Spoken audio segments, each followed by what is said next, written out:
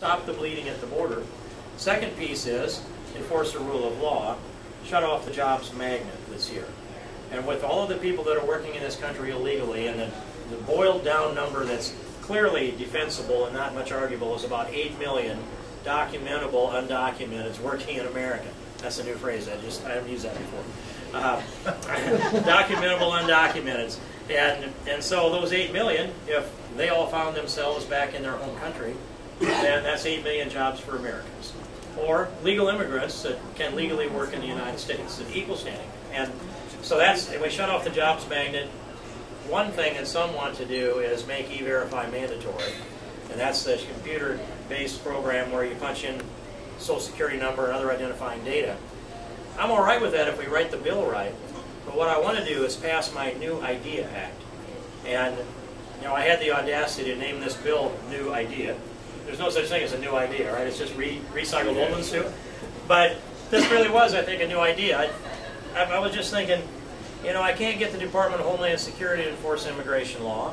I can't get the Social Security Administration to cooperate with the Department of Homeland Security. Who does a really bang-up job of enforcing a law that's got the full respect of everybody in America that has a job and an income? It's the IRS. And so I thought, well, let's put the IRS into this. So I wrote a bill that clarifies that wages and benefits paid to illegals are not tax deductible. And then it brings the IRS into the system.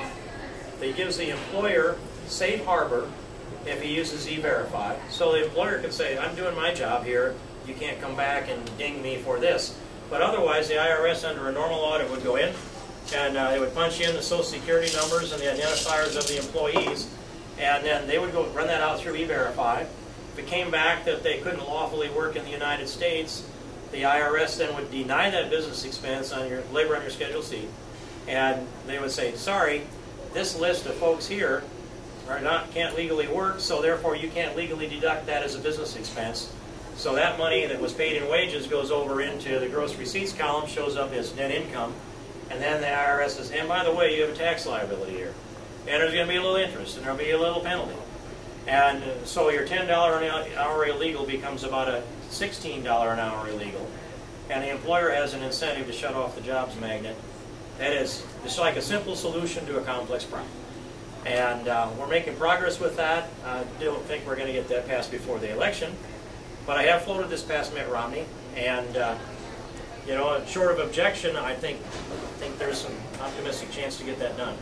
Those two things, and then we've got to end sanctuary cities or sanctuary states. Local law enforcement must cooperate with federal law enforcement. That's always been the case. It needs to be the case with every area of law.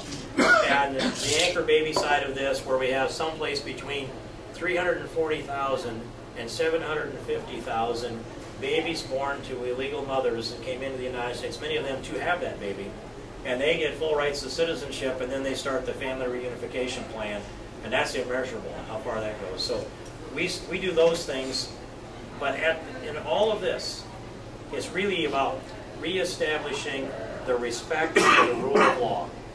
If this country cannot be a successful country if we don't respect the law and follow the law, and if the administration turns a blind eye and refuses to enforce it, then it erodes the rule of law, and that is chiseling away at one of the pillars of American exceptionalism.